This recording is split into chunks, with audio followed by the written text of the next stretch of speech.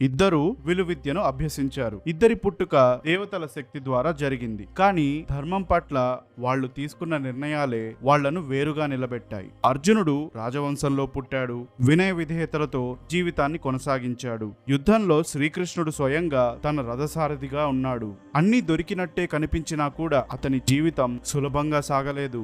వనవాసం, అవమానాలు, సొంత కుటుంబంపై ఆయుధం ఎత్తాల్సిన పరిస్థితి, ఇవన్నీ ఎదుర్కొని ధర్మాన్ని నిలబెట్టడానికి ముందడుగు వేశాడు. ఆఖరికి అదే యుద్ధానికి ముందు తన మనసులో ఎన్నో ప్రశ్నలు వచ్చాయి. కానీ చివరికి శ్రీకృష్ణుడు భగవద్గీత బోధిస్తే విన్నాడు, అర్థం చేసుకున్నాడు, ధర్మాన్ని ఎంచుకున్నాడు. ఇక కర్ణుడి విషయానికి వస్తే దివ్య కవచ కుండలాలతో పుట్టినవాడు. పుట్టిన వెంటనే తల్లి వదిలేసింది. తనను అందరూ గుర్తించాలి అన్న ఒక్క కారణంతో ధర్మాన్ని అర్థం చేసుకోకుండా దుర్యోధనుడి పక్కన చేరాడు. తనకు ఇష్టం లేదని చెప్పిందని పగతో ద్రౌపదికి అవమానం జరిగేలా దుర్యోధనుడిని ప్రోత్సహించాడు. ఆఖరిలో ఏకంగా శ్రీకృష్ణుడే వచ్చి ధర్మం వైపు నిలబడు, ఇప్పటి వరకు నీకు దక్కని గౌరవ మర్యాదలన్నీ ఇప్పుడు దక్కుతాయి అని అంటే కూడా వినకుండా కౌరవుల వైపు నిలుచున్నాడు. విశ్వాసం ప్రదర్శించినా సరే ధర్మాన్ని కాదనుకున్నాడు. అధర్మ పక్షాన చేరి అంతమయ్యాడు. ధర్మో రక్షతి రక్షితః అనే మాటకు అర్జునుడు పర్ఫెక్ట్ ఎగ్జాంపుల్ అయితే,